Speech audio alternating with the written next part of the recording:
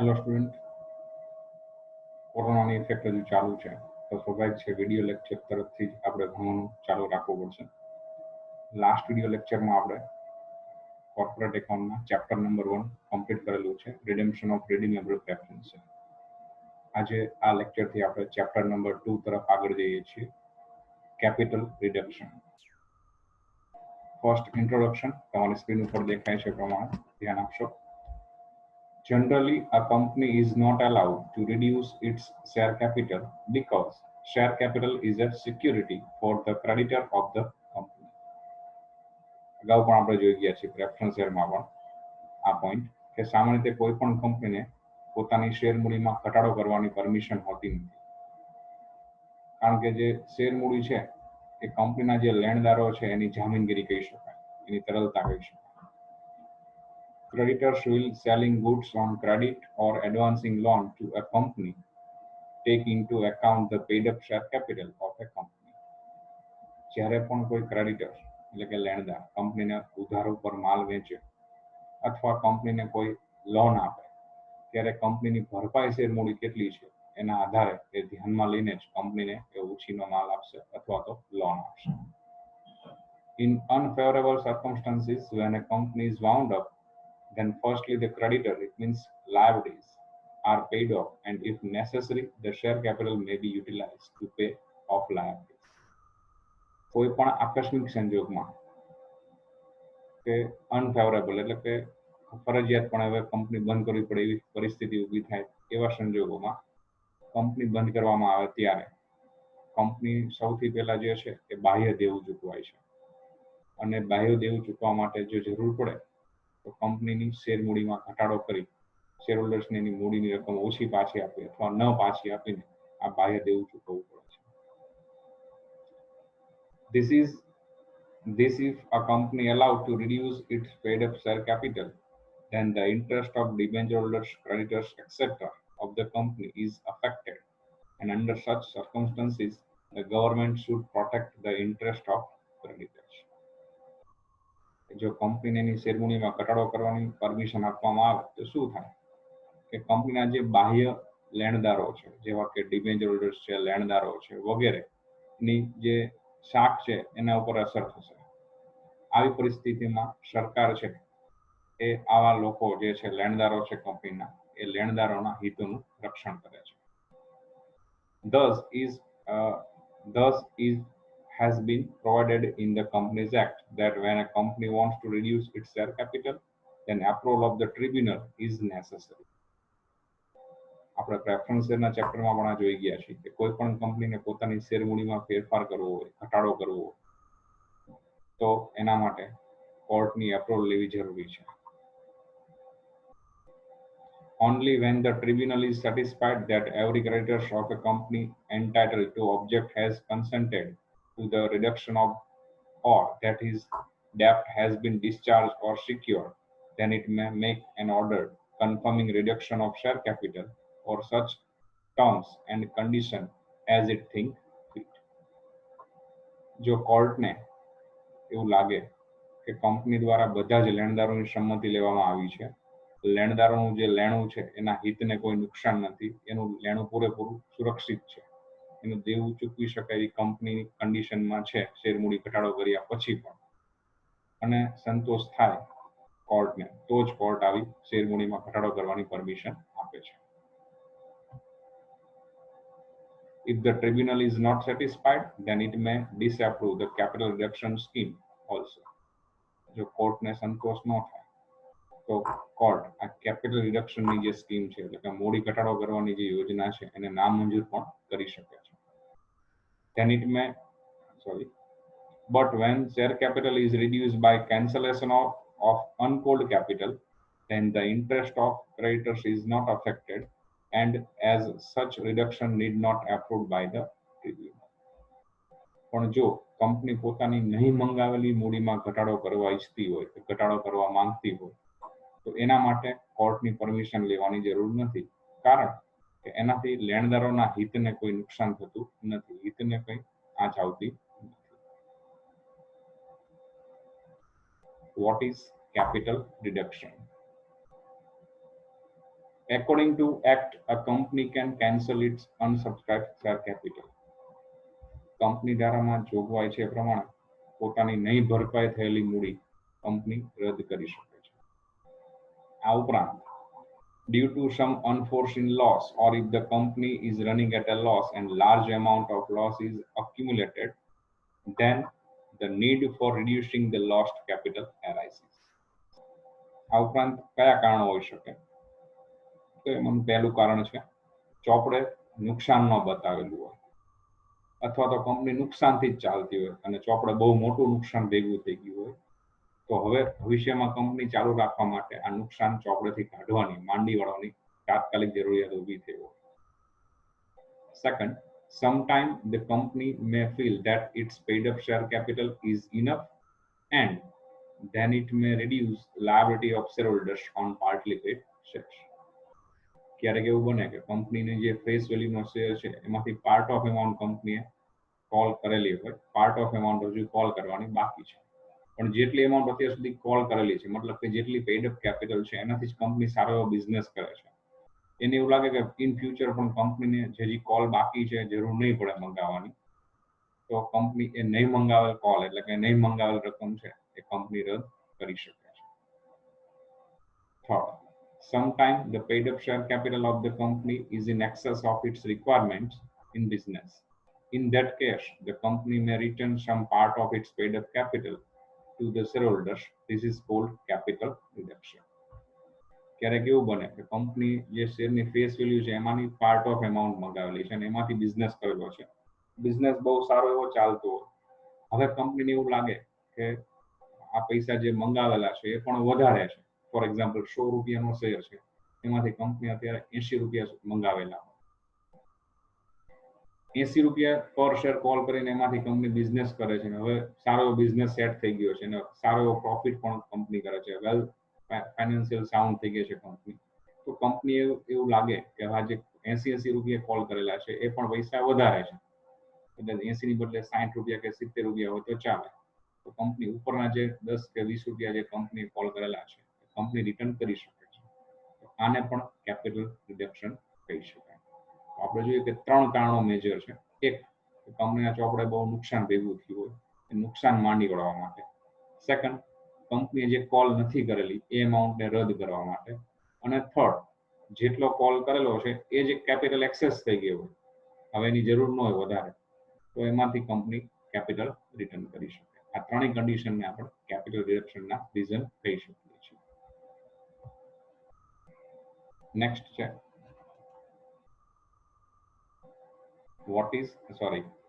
reasons for reduction capital. એના કારણો શું છે? The reasons for reduction of share capital may be stated as follows. First, due to heavy loss in business or due to heavy depreciation in the value of its assets. કંપનીના ચોપડે બહુ જ મોટું નુકસાન હોય અને એ નુકસાન ચોપડેથી માંડી વાળવું જરૂરી હોય, અથવા તો કંપનીના ચોપડે જે મિલકતો છે એ ખૂબ જ ઘસારાને પાત્ર થઈ ગઈ હોય. કદાચ એવું બને કે કોઈ મિલકત એકચ્યુઅલી વર્કિંગ કન્ડિશનમાં ન હોય પણ ઓન પેપર આપણે એને વર્કિંગ કન્ડિશનમાં બતાવતા હોય, અથવા એની વેલ્યુ 0 હોય પણ આપણે એની વેલ્યુ એકચ્યુઅલી બતાવતા હોય 0 થી વધારે, તો આ સિચ્યુએશનમાં કેપિટલ રિડક્શન કરવાની જરૂર રહે છે. Second, when a large amount of loss is accumulated and the company wants to write off from books. ચોપડે બહુ નુકસાન ભેગું થઈ ગયું હોય, જે પહેલો પોઈન્ટ છે ઓલમોસ્ટ એના જેવો જ છે, એ નુકસાન હવે ચોપડેથી માંડી વાળવું જરૂરી હોય અથવા કંપની નુકસાન માંડી વાળવા ઈચ્છતી હોય, તો આવા સંજોગોમાં કેપિટલ રિડક્શન કરવામાં આવે છે. Number 3, when goodwill has been shown at a high price or enough depreciation has not been written off the assets. ચોપડે પાઘડીનું મૂલ્ય બહુ ઊંચું બતાવેલું હોય અથવા મિલકતો પર પૂરતા પ્રમાણમાં ઘસારો ન માંડી વળેલો હોય. Number 4, when the paid up capital of the company is in excess of its requirement. Share ઉપર જેટલી કેપિટલ કોલ કરેલી છે એટલે કે જેટલી પેડ અપ કેપિટલ છે એની રિક્વાયરમેન્ટ કંપનીની જે રિક્વાયરમેન્ટ છે એના કરતા વધારે છે, તો વધારાની એમાઉન્ટ કંપની રિટર્ન આપવા ઈચ્છતી હોય. Number 5, when the existing paid up share capital is enough, then the liability of partly paid shares may be reduced or cancelled. કંપનીએ અત્યાર સુધી શેર ઉપર જેટલી અમાઉન્ટ કોલ કરેલી છે એ જ કેપિટલ સફિશિયન્ટ છે, ભલે પાર્ટલી કોલ કરેલો હોય, પણ હવે જે કોલ બાકી છે એની કંપનીને રિક્વાયરમેન્ટ લાગતી નથી. તો એને કંપની રિડ્યુસ કરી શકે, શેરને નાનો કરી શકે, અથવા એ કેપિટલ એ કોલને કેન્સલ પણ કરી શકે. ફોર એક્ઝામ્પલ, 100 રૂપીસનો શેર છે અને કંપની અત્યાર સુધીમાં 70 રૂપીસ કોલ કરેલા છે. Company after some definite year company એવું ફીલ કરે કે હવે આ બાકીના જે 30 રૂપિયા પર શેર છે એની જરૂર રહેવાની જ નથી, અત્યારે જ આપણી પાસે સફિશિયન્ટ અથવા તો જેટલી રિક્વાયરમેન્ટ છે એના કરતાં વધારે કેપિટલ છે, તો 30 રૂપિયા કંપની કેન્સલ કરી શકે અને 100 રૂપિયા વાળો શેર છે એને 100 ની બદલે 70 વાળો કરી શકે. when shares are forfeited, share જપ્ત કરી લેવામાં આવે અને જપ્ત થયેલા શેરને રદ કરી નાખવામાં આવે, એ પણ કેપિટલ રિડક્શન ગણાશે. બધા રીઝન છે capital રિડક્શનના. In the following circumstances, the sanction of the tribunal tribunal is not required. નીચેના જે કારણો છે આપેલા છે, જે રીઝન છે કેપિટલ રિડક્શનના, એ રીઝનમાં કોર્ટમાંથી, ટ્રિબ્યુનલમાંથી એપ્રુવલની રિક્વાયરમેન્ટ નથી રહેતી, બીકોઝ ત્યાં જે કંપનીની લાયબિલિટીઝ છે, કંપનીના જે ક્રેડિટર્સ છે, જે ડિબેન્ચર હોલ્ડર્સ છે, મતલબ થર્ડ પાર્ટીની જે લાયબિલિટીઝ છે, એનું જે ઇન્ટરેસ્ટ છે, મતલબ એનો જે હક છે, એનું જે હિત છે, એને કોઈ નુકસાન નથી રહેતું. માટે નીચેની કન્ડિશનમાં કોર્ટમાંથી રિડક્શન માટેની એપ્રુવલની જરૂર રહેતી નથી. જોઈએ રીઝન કયા છે. First one, to redeem the redeemable preference share. Preference share પરત કરવા હોય તો કોર્ટમાંથી એની એપ્રુવલ લેવાની જરૂર નથી. એનો ડેફિનેટ પીરિયડ પૂરો થાય એટલે ઓબ્વિયસલી આપણે પ્રેફરન્સ શેર રિડેમ્પશન આપવું પડે. પણ એની સામે કંપનીઝ એક્ટમાં પ્રોવિઝન છે એ પ્રમાણે તમારી પાસે જે પ્રોફિટ બેલેન્સ છે એમાંથી પ્રોવિઝન કરવું પડે સીઆરઆરમાં, આપણે આગળના ચેપ્ટરમાં જોઈ ગયા એ પ્રમાણે. અધરવાઇઝ તમારે એની સામે ઇક્વલ એમાઉન્ટના નોમિનલ વેલ્યુના ન્યૂ શેર ઇસ્યુ કરવા. Number 2, when shares are forfeited, તમે જે શેર ઉપર કોલ કર્યો છે અને શેરહોલ્ડર્સે કોલ પે ન કરે તો એને વોર્નિંગ આપ્યા પછી તમે એના શેર ફોરફિટ કરી શકો છો, મતલબ કે તમારા શેરહોલ્ડર્સના લિસ્ટમાંથી એનું નામ તમે રદ કરી શકો છો અને કેન્સલ કરેલા શેરને તમે રિડ્યુસ કરી શકો છો. when unsubscribed capital is to be cancelled, તમે જે એમાઉન્ટ કોલ કરેલી જ નથી હજી સુધી, એ એમાઉન્ટને, એ કેપિટલને, એ વેલ્યુને તમે કેન્સલ કરી શકો છો. એક્ઝામ્પલ આપણે જોઈ ગયા એ જ પ્રમાણે કે 100 રૂપીસનો શેર છે, અત્યાર સુધી તમે 70 રૂપીસ કોલ કરેલા છે, 30 રૂપીસ હજુ કોલ કર્યો જ નથી, તો એ 30 રૂપીસને કેન્સલ કરવા માટે કોર્ટમાંથી એપ્રુવલ લેવાની રિક્વાયરમેન્ટ નથી. Number 4, when there is surrender of share. કોઈ શેરહોલ્ડર્સ કંપની જે કોલ કરે છે એનું પેમેન્ટ ન આપી શકે અને સામે ચાલીને કંપનીને પોતાના શેર સરેન્ડર કરી દે કે ચલો આ શેર મારે નથી જોઈતા, એ સંજોગોમાં સરેન્ડર શેર્સ છે એને કંપની કેન્સલ કરી શકે છે. એના માટે કોર્ટમાંથી એપ્રુવલની રિક્વાયરમેન્ટ રહેતી નથી. Number 5, when an unlimited company reduce its capital. Generally આવી કોઈ કંપની છે હોતી જ નથી ઇન્ડિયામાં, પણ એક કન્ડિશન છે કે અનલિમિટેડ કંપની કોઈ હોય તો એ પોતાના શેર પોતાની કેપિટલ રિડ્યુસ કરવા માટે કોર્ટમાંથી એપ્રુવલની રિક્વાયરમેન્ટ નથી. અને last one, under section 68 of Companies Act 2013, when a company buybacks its shares. Company પોતાના શેર પોતે માર્કેટમાંથી પાછા ખરીદતી હોય, એ સંજોગોમાં પણ એને ટ્રિબ્યુનલમાંથી એપ્રુવલ લેવાની રિક્વાયરમેન્ટ રહેતી. એક્ઝામ લેવલે જોઈએ તો થિયરિકલ ક્વેશ્ચન પૂછવાના ચાન્સ રેર છે, બહુ ઓછા છે, છતાં પણ એક વખતે થિયરી તમારે જોઈ લેવી જરૂરી છે. સ્ટુડન્ટ, આ જે ચેપ્ટર છે એક બેઝિક ફોર્મ્યુલા ઉપર આખું ડિપેન્ડ કરે છે અને ફોર્મ્યુલા અહીંયા હું તમને સમજાવવા દઉં છું. આ ફોર્મ્યુલા જો તમને સમજાઈ જશે, એનો બેઝિક આઈડિયા આવી જશે તો ઓલમોસ્ટ ચેપ્ટર ક્લિયર થઈ જશે. એક જ ફોર્મ્યુલા પર આખું ચેપ્ટર કામ કરે છે. નીચે તમે જોઈ શકો છો ટેબલ આપેલું છે, એ ટેબલમાં એસેટ્સનું ટાઇટલ છે, પછી લાયબિલિટીઝ છે અને પછી કેપિટલ રિડક્શન ફંડ, જેને આપણે ગુજરાતીમાં કહીશું મૂડી ઘટાડા ભંડોળ. તો એનાથી એસેટ્સ કે લાયબિલિટીઝમાં ચેન્જ થાય, એટલે કે એની વેલ્યુ ઇન્ક્રીઝ કે ડિક્રીઝ થાય, તો કેપિટલ રિડક્શનમાં શું ઇફેક્ટ આવે એ આ ફોર્મ્યુલા બતાવે છે. એ પહેલા આપણે હું તમને એક એક્ઝામ્પલ આપું કે બેલેન્સ શીટમાં બે સાઈડ હોય, આપણે 11th જોઈ ગયા છીએ. A is equal to C plus L. A means assets એટલે કે મિલકતો, ઇઝ ઇક્વલ ટુ એટલે કે બરાબર C plus L. C means capital મૂડી, પ્લસ L મતલબ લાયબિલિટીઝ જવાબદારી. કોઈ પણ ધંધામાં કોઈ પણ બિઝનેસનું બેલેન્સ શીટ તમે જુઓ તો એમાં જેટલી મિલકતો હોય એટલી જ મૂડી અને જવાબદારી હોય, બને કે બેલેન્સ શીટ ઓલવેઝ ટેલી થતું હોય, ક્યારે અપડાઉન ન હોય. અને જો અપડાઉન હોય, પ્લસ માઇનસ હોય, તો સમજો કે આપણે ક્યાંક હિસાબો લખવામાં ભૂલ થયેલી છે.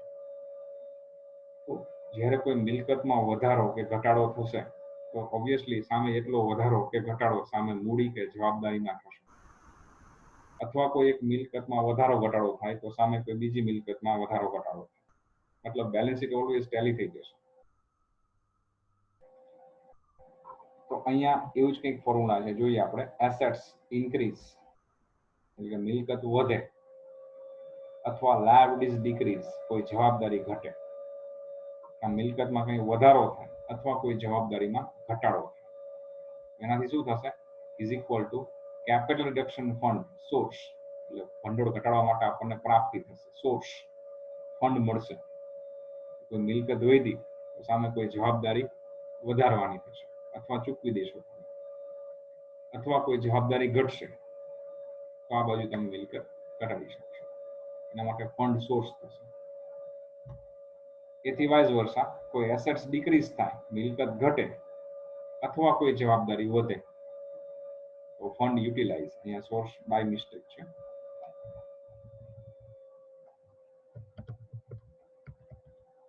ફંડ યુટિલાઇઝ ભંડોળનો ઉપયોગ થશે. ચેપ્ટરમાં જર્નલ એન્ટ્રી બેલેન્સ શીટ પૂછાય છે. આ ફોર્મ્યુલા તમને સમજાઈ ગયો તો જર્નલ એન્ટ્રી પણ અહીંયા સિમ્પલ છે. જ્યારે ફંડ સોર્સ થાય એ સિચ્યુએશનમાં capital reduction fund account credit થશે, અને ફંડ યુટિલાઇઝ થાય તો capital reduction fund account debit થશે. કેપિટલ રિડક્શન ફંડ એકાઉન્ટમાં જે ઇફેક્ટ થાય એનાથી ઓપોઝિટ ઇફેક્ટ એસેટ્સ ઓર લાયબિલિટીઝમાં થશે. ફોર એક્ઝામ્પલ આપણે જોઈએ, એસેટ્સ ઇન્ક્રીઝ, એક એક્ઝામ્પલ લઈએ. સપોઝ બેલેન્સ શીટમાં તમને બિલ્ડિંગ આપેલું છે 5 લાખ, 5 લાખ રૂપિયા. સ્કીમમાં એવું નક્કી થાય કે આ બિલ્ડિંગને રીવેલ્યુડ કરવું, રીવેલ્યુડના અંતે એની વેલ્યુ 6 લાખ ડિસાઇડ થઈ, 6 લાખ રૂપિયા, મતલબ એસેટ્સ ઇન્ક્રીઝ, મિલકતમાં વધારો, બિલ્ડિંગની કિંમત વધે છે. એની જર્નલ એન્ટ્રી શું બને? તો building account debit to capital reduction fund account, simple. કોઈ જવાબદારી ઘટે છે, ફોર એક્ઝામ્પલ ક્રેડિટર્સ બેલેન્સ શીટમાં તમને 80,000 આપેલા છે, સ્કીમમાં એવું નક્કી થાય ક્રેડિટર્સને 80 માંથી એ લોકો 10,000 એના જતા કરશે, આપણે 10 ઓછા ચૂકવવાના, જવાબદારી ઘટી. તો એની એન્ટ્રી શું બનશે? Creditors account debit to capital reduction fund. મતલબ બંને કન્ડિશનમાં કોઈ એસેટ્સ ઇન્ક્રીઝ થાય અથવા કોઈ લાયબિલિટીઝ ડિક્રીઝ થાય તો બંને કન્ડિશનમાં કંપની માટે બેનિફિટ છે, ઇન શોર્ટ સોર્સ ફંડ મળે છે આપણને. કોઈ નુકસાન માંડી વળવા માટે ફંડ ભેગું થાય છે. વાઇસ વર્સા જોઈએ તો કોઈ કેપિટલ એસેટ્સ ડિક્રીઝ થાય, ફોર એક્ઝામ્પલ મશીનરીની વેલ્યુ તમને 70,000 આપેલી છે, 70,000, પણ એમાં પ્રોપર ડેપ્રી કેલ્ક્યુલેટ નથી કરેલો, હવે એની વેલ્યુ 70 ની બદલે 50 નક્કી થાય છે, મતલબ 20,000 મશીનરીની વેલ્યુ ડિક્રીઝ થાય છે. તો એન્ટ્રી શું બનશે? Capital reduction fund account debit to machinery account. અથવા કોઈ લાયબિલિટીઝ ઇન્ક્રીઝ થાય છે, ફોર એક્ઝામ્પલ બેલેન્સ શીટમાં ડિબેન્ચરની લાયબિલિટીઝ 1 લાખ રૂપિયા આપેલી છે, હવે એમને 10,000 રૂપિયા લેટ પેમેન્ટના વધારે પે કરવાના છે, 10,000 લાયબિલિટીઝ ઇન્ક્રીઝ થઈ. તો એની એન્ટ્રી શું થાય? Capital reduction fund account debit to debenture. તો આ એક આખી ફોર્મ્યુલા ઉપર આખું ચેપ્ટર કામ કરે છે. તમારે ચારે વસ્તુ યાદ ન હોય તો ખાલી એટલું જ યાદ રાખવાનું છે કે એસેટ્સ ઇન્ક્રીઝ થાય તો ફંડ સોર્સ, liabilities increase થાય તો fund utilize. If assets increase, then fund source. If liabilities increase, then fund utilize.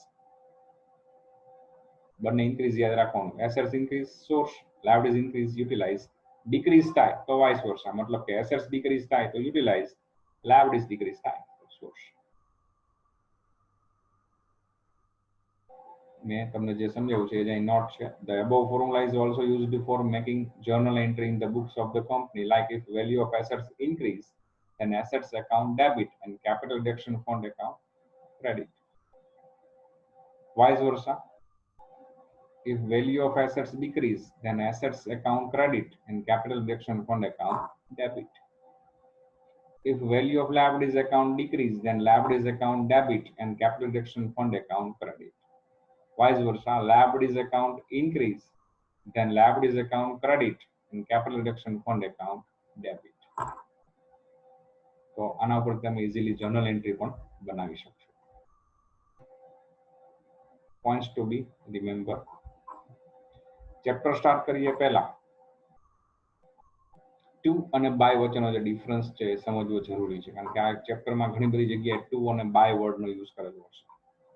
A point અહીં ક્લેરિફાય કરેલો છે. We have to understand difference between the words to and by. Example લઈને આપણે સમજીએ. There is an issued and paid up capital of a company is rupees 5 lakh, which being 5,000 share of rupees 100 each. કોઈ એક company છે એમાં 5 લાખ રૂપિયાની share મૂડી છે, દરેક શેર 100 રૂપિયા વાળા 5,000 શેરની બનેલી છે. Now company decide to reduce by rupees 30 per share. હવે કંપની સ્કીમમાં એવું નક્કી કરે કે દરેક શેર 30 રૂપિયા ઘટાડવો છે, by rupees 30. અને by વર્ડનો યુઝ થયો છે. તો કેટલી કેપિટલ રિડક્શન થશે, કેટલી શેર મૂડી ઘટશે? તો 5,000 શેર 100 નો પેડ અપ છે, પણ એમાં 30 રૂપીસ રિડ્યુસ થાય છે. ઓકે, તો ન્યૂ કેપિટલ ની થશે 350 અને રિડક્શન થશે એમાં 150. 5,000 શેર ના 30 રૂપિયા ઘટી જશે, એટલે દરેક શેર 30 રૂપિયા ઘટી ગયું. સેમ એક્ઝામ્પલ અહીંયા આપેલું છે, પણ એમાં અહીંયા ફક્ત બાય વર્ડ જે યુઝ કરેલો હતો અહીંયા એની બદલે અહીંયા ટુ વર્ડ યુઝ કરેલો છે. ઓકે, 2 rupees 30 પર શેર. તો ન્યૂ કેપિટલ શું થશે અને રિડક્શન કેટલું થશે? તો 2 rupees 30, 30 રૂપિયા સુધી ઘટાડવાનો છે, મતલબ કે 70 રૂપિયા ઘટશે.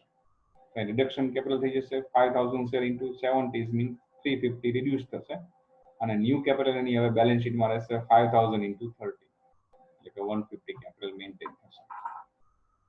મતલબ બાયની સાથે જે એમાઉન્ટ યુઝ કરેલી હોય એ એમાઉન્ટ રિડ્યુસ થાય, બેલેન્સ ફિગર છે એ મેન્ટેન કરવાનો, એ ન્યૂ બેલેન્સ શીટમાં શો થાય. ટુ ની સાથે જે એમાઉન્ટ આપેલી હોય તો એ એમાઉન્ટ મેન્ટેન થશે, બાકીની એમાઉન્ટ છે રિડ્યુસ થશે. બાયની સાથે એમાઉન્ટ હોય રિડ્યુસ ઘટી જશે, ટુ ની સાથે હોય રાખવાની, બાકીની ઘટી જશે. ઓકે, એ જ પોઈન્ટ અહીં સમજાવેલું છે. From the above example it is very clear that amount with word by is reduced itself and balance amount of paid up capital will be considered for paid up capital after reduction. By ની સાથે જે amount હશે એ પોતે જ ઘટી જશે, એટલી amount દરેક શેર દીઠ કે જે કઈ સૂચના હશે એમાઉન્ટ, બાકીની એમાઉન્ટ છે એ રાખવાની નવા બેલેન્સ શીટમાં. While amount with word to be maintained in paid up capital after reduction and balance amount is reduced. To ની સાથે જે એમાઉન્ટ હોય એ રાખવાની, એ સિવાયની જે એમાઉન્ટ છે રિડ્યુસ થઈ જશે. સિમ્પલ. છતાં પ્રેક્ટિકલ પોઈન્ટ છે, જેમ આપણે પ્રેક્ટિકલ સમ સોલ્વ કરશું એમ તમને બાય અને word to know use meaning સમજાતો જશે. સામાન્યતામાં જર્નલ એન્ટ્રી કેવી બનતી હોય છે એનું એક્ઝામ્પલ આપેલું છે. જો કેપિટલ રિડ્યુસ થાય તો ઇક્વિટી શેર જેટલી રિડ્યુસ થાય ડેબિટ થશે, પ્રેફરન્સ શેર ડેબિટ થશે ટુ CRF મતલબ capital reduction fund account. Capital જે લાયબિલિટી સાઈડ આપેલી, લાયબિલિટી રિડ્યુસ થાય તો ફંડ સોર્સ થાય મતલબ CRF capital reduction fund credit.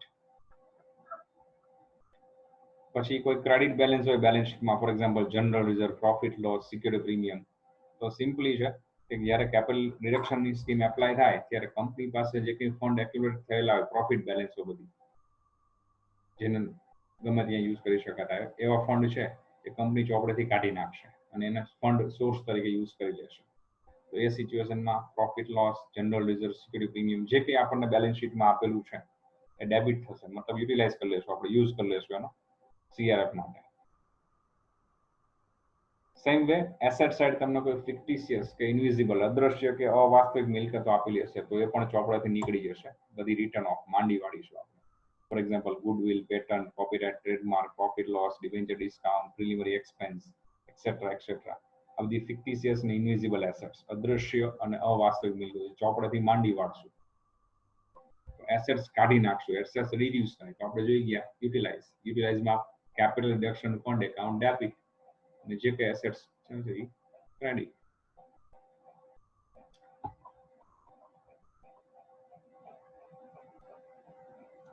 Journal entry થોડી ખોટી લખાણી છે, સોરી ફોર ધેટ.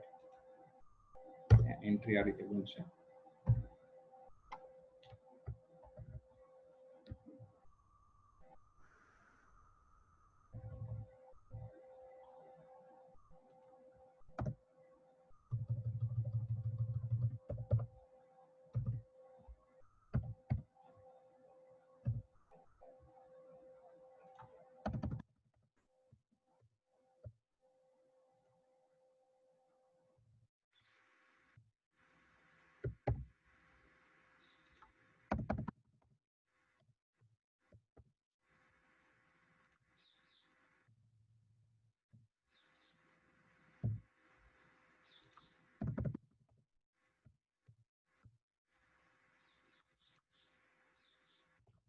જેટલી એસેટ્સ રિડ્યુસ થશે બધી એસેટ્સ ક્રેડિટ થશે અને સીઆરએફ એકાઉન્ટ છે એ ડેબિટ થશે.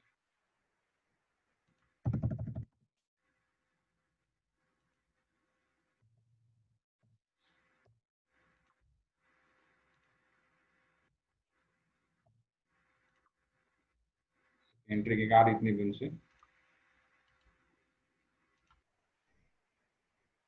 Capital reduction fund account debit અને જે કે એસેટ્સ રિડ્યુસ થઈ છે ફિક્ટિશિયસ કે ઇનવિઝિબલ એસેટ્સ રિટર્ન ઓફ કરીએ છીએ બધી જ ક્રેડિટ થઈ જશે.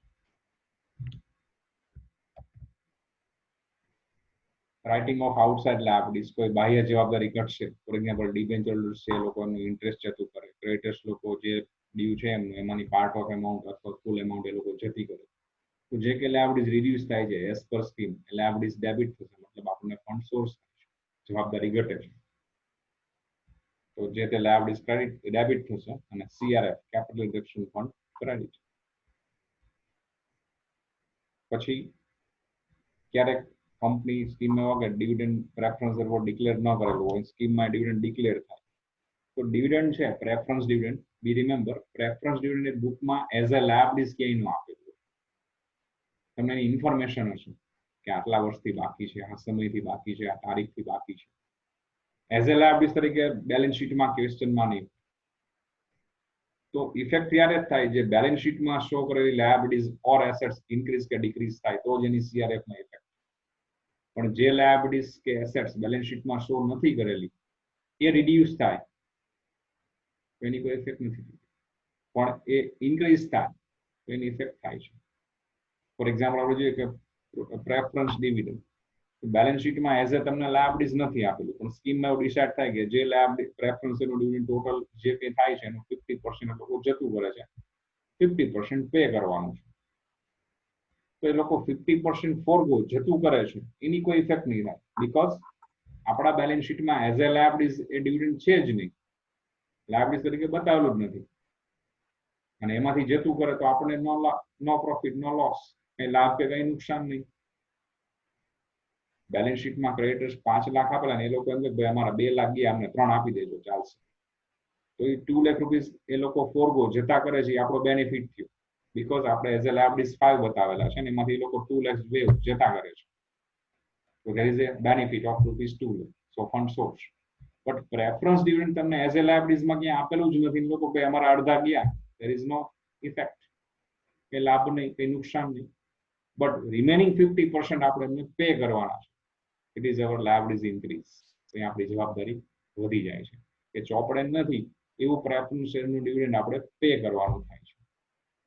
તો જનરલી જે બેલેન્સ શીટમાં ન હોય એવી કોઈ સ્કીમમાં ઇફેક્ટ આવે તો એની 2 એન્ટ્રી જનરલી થતી હોય છે. તો મેજર કેસમાં પ્રેફરન્સ ડિવિડન્ડ વધારે આવશે. તો એની એન્ટ્રી શું થાય છે આપણે જોઈએ. તો જ્યારે ડિવિડન્ડ પે કરવાનું થાય ત્યારે capital reduction fund liabilities increase થઈ તો કેપિટલ રિડક્શન ફંડ ડેબિટ થશે અને પ્રેફરન્સ ડિવિડન્ડ ક્રેડિટ થશે. અને પછી ડિવિડન્ડ આપણે પે કરશો એટલે પ્રેફરન્સ ડિવિડન્ડ ડેબિટ થઈ જશે જે તમે પે કરશો. અને એ પે જનરલી 2 રીતે આવી શકે, અથવા કેશમાં, otherwise in kind of cash, રોકડ સિવાય, મતલબ શેર આપતા હોય કંપની તો જો કેશ આપતી હશે તો કેશ બેંક એકાઉન્ટ, જો શેર આપતી હશે તો ઇક્વિટી શેર કેપિટલ. બી રિમેમ્બર અહીંયા જેટલું પ્રેફરન્સ ડિવિડન્ડ પે કરવાનું ડિસાઇડ થાય છે એ એમાઉન્ટ અહીં બંને જગ્યાએ લખાશે. જે ફોરગો જતું કરે છે નહીં, બીકોઝ એ તો આપણી બેલેન્સ શીટમાં એઝ એ લાયબિલિટીઝ છે નહીં, અને એ ડિવિડન્ડ એ લોકો ફોરગો જતું કરે છે તો એની કોઈ જ ઇફેક્ટ આપણે આવશે. નીચે નોટ આપેલી છે. there will be no entry made for cancellation of preference dividend. મેં સમજાવ્યું એ છે. preference dividend કઈ જતું કરે કેન્સલ થાય એની કોઈ એન્ટ્રી ના આવે. if any new liabilities arise due to reduction scheme, then entry will be made like liabilities increase. નવી જવાબદારી ઊભી થાય તો જવાબદારી વધે એની ઇફેક્ટ આપવાની છે. if any new assets arise due to reduction scheme, then entry will be made like assets increase. મિલકત જેમ વધે છે એમ નવી જે મિલકત આવે એની એન્ટ્રી થાય. જવાબદારી જેમ વધે છે એમ નવી જવાબદારી આવે તો એન્ટ્રી થાય. For example preference dividend. if there is surplus in capital reduction fund, આ પોઈન્ટ ખાસ યાદ રાખજો. if there is surplus in capital reduction fund, મતલબ સોર્સ વધારે હોય, સરપ્લસ હોય, then it will be transferred to capital reserve account. તો એને ક્યાં લઈ જશું આપણે? કેપિટલ રિઝર્વ એકાઉન્ટમાં લઈ જશું. It is a default rule છે. તમને ક્વેશ્ચનમાં કઈ સૂચના ન આપે, જેટલો જનરલી સોર્સ હોય એટલો જ યુટિલાઇઝ. પણ ક્યારેક એવું બને સોર્સ વધારે હોય, યુટિલાઇઝ ઓછું હોય, તો બેલેન્સ જે છે સોર્સનું એને ક્યાં ડાયવર્ટ કરવું? તો એને કેપિટલ રિઝર્વમાં ડાયવર્ટ કરી દેવાનું છે. યુટિલાઇઝ વધારે હોય તો બાકીનો સોર્સ ક્યાંથી મેળવવો એની તમને કમ્પલસરી સૂચના આપશે. સોર્સ 5 લાખ છે, યુટિલાઇઝ 3,70,000 છે, તો 1 ને 30 કેપિટલ રિઝર્વમાં લઈ જશો. પણ યુટિલાઇઝ 5 લાખ છે અને સોર્સ 4 ને 80 છે, 4,80,000. તો 20,000 રૂપિયા સોર્સ ક્યાંથી મેળવવો? કઈ એસેટ્સ વધારીને અથવા કઈ લાયબિલિટીઝ ઘટાડીને, એની કમ્પલસરી તમને સૂચના આપશે. પણ સોર્સ વધુ હોય, યુટિલાઇઝ ઓછું હોય તો બાકીનો સોર્સ ક્યાં લઈ જવો, શું યુઝ કરવો, તો કઈ સૂચના ન હોય તો ડિફોલ્ટ એને કેપિટલ રિઝર્વમાં લઈ જવાનો. ઓકે, અહીંયા આપણી જે થિયરિકલ પોઈન્ટ છે કેપિટલ રિડક્શન ચેપ્ટરના એ કમ્પ્લીટ થાય છે. ખાસ હજુ એક વખત કહું છું કે આખું ચેપ્ટર આ ફોર્મ્યુલા ઉપર ડિપેન્ડ કરે છે. ફોર્મ્યુલા જો તમને સમજાઈ જશે તો ઓલમોસ્ટ ચેપ્ટરમાં ક્યાંય પ્રોબ્લેમ થશે નહીં. ઓકે.